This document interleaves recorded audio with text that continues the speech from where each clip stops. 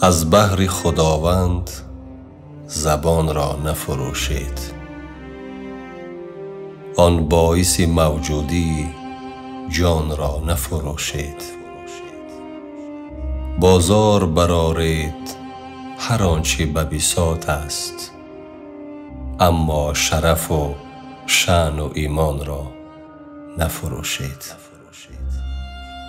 گر روی بتابید شما قاتل خویشید، این لفظ دری روح روان را نفروشید.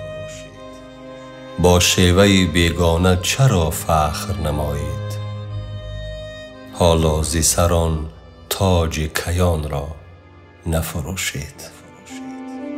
از آدمیت گر به شما هست نشان آدمگری و عار و شان را نفروشید.